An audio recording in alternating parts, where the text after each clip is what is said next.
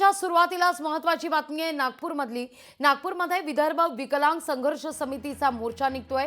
नागपूरच्या 0 माईल गणेश टेकडी रोडवर ठिय्या देण्यात आलेला आहे। दिव्यांगांच्या विविध मागण्यांकरता मोर्चाचं आयोजन आहे। पोलिसांनी बॅरिकेडिंग लावून मोर्चा सुद्धा अडवलेला आहे। या सगळ्याविषयी अधिक माहिती घेण्याकरता थेट जाते नागपूरला आपले प्रतिनिधी ज्ञानेश्वर पवार यांच्याकडे। ज्ञानेश्वर, काय सध्या परिस्थिती आहे?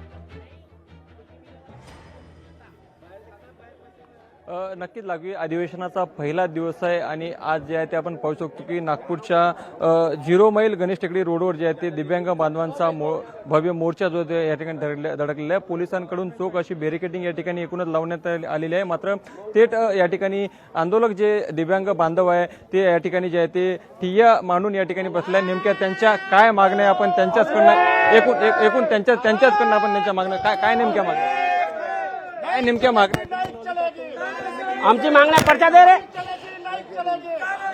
एकूणच पाहू शकतो की नारे लावले जात आहे। आपण काही फलक जर बघितले तर व्यावसायिक कर्ज त्यांना मिळावे अशा आशयाचे फलक जे आहेत ते या ठिकाणी लावण्यात आलेले आहे। त्याचबरोबर घरामध्ये घर टॅक्समध्ये काही सवलत देण्यात यावी। आपण या बाजूला जर पाहायला जर गेलं तर मोठ्या प्रमाणामध्ये बॅरिकेडिंग लावण्यात आलेले आहे। स्वतः डीसीपी राहुल मदने जे आहे ते आता कुठेतरी आंदोलक जे आहे ते त्यांना समजावण्याचा प्रयत्न करत आहे। मात्र आंदोलक जे आहे ते या ठिकाणी आपल्या मागण्यांवर ठाम आहे। बॅरिकेडिंग लावून पोलिसांकडून त्यांना समजावण्याचा प्रयत्न एकूणच केला जातोय। थोड्या वेळापूर्वी जर पाहायला गेलं तर हा जो आंदोलन जो आहे तो कुठेतरी थोडा आक्रमक झाला होता। मात्र आता पोलीस स्वतः डीसीपी राहुल मदने या ठिकाणी दाखल झाले आणि पोलिसांचा मोठा फौजफाटा जो आहे तो चोहो बाजूने या ठिकाणी लावण्यात आलेला आहे आणि एकूणच बॅरिकेडिंग लावून जे आहे ते आंदोलकांना आता समजावण्याचा प्रयत्न एकूणच या ठिकाणी केला जातोय। मात्र बॅरिकेडिंग या ठिकाणी आंदोलक जे आहे ते खाली पाडले आहे आणि त्यांची नारे जे आहे ते एकूण लावले जात आहे। भाऊ, काय सांगाल, काय नेमकी मागणी आहे? भाऊ, मला पहिले याच्यापासून तर चीड येत आहे।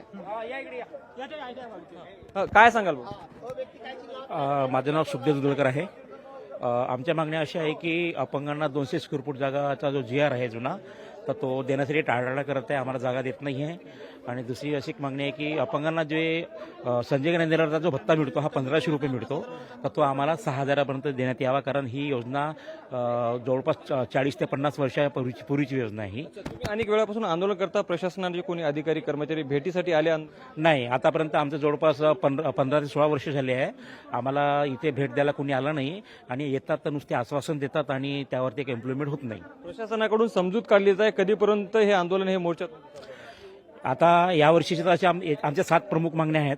तर त्याच्यामध्ये आमचं असं आहे की बाबा एकनाथ शिंदेजी इथे यावं, तर आम्ही त्यांना चर्चा करून त्यांच्याकडनं काही कुठला तरी निर्णय घेऊ, अन्यथा आम्ही इथे ठिय्या मोर्चा ठेवू रात्र। नक्कीच लागवी आपण पाहू शकतो की स्वतः दिव्यांग बांधव आपली वाहन घेऊन या ठिकाणी आंदोलनामध्ये जे आहे ते सहभागी झालेले आहेत। त्यांच्या जे काही प्रमुख मागण्या आहेत त्या मागण्यांवर लवकरात लवकर सरकारकडून तोडगा जो आहे तो काढण्यात यावा अशी त्यांची मागणी आहे। एकूणच प्रशासनाकडून अद्यापही त्यांना कोणी बोलण्यासाठी, त्यांची मागणी ऐकण्यासाठी, घराणं ऐकण्यासाठी कोणी आलं नाही असा त्यांचा आरोप आहे। एकूणच सध्याला स्थिती पाहिलं तर पोलीस आणि आंदोलकांमध्ये जे आहे ते आता चर्चा सुरू आहे आणि पोलिसांकडून आंदोलकांची समजूत काढण्याचा एकंदरीत प्रयत्न केला जातोय। त्यामुळे नेमकं आता आंदोलन या ठिकाणी थांबतं की अजून तीव्र होते पाहणं अतिशय महत्त्वाचं असणार आहे। निश्चित ज्ञानेश्वर, तुर्तास धन्यवाद तुम्ही दिलेल्या एकूणाचे सविस्तर माहिती करता।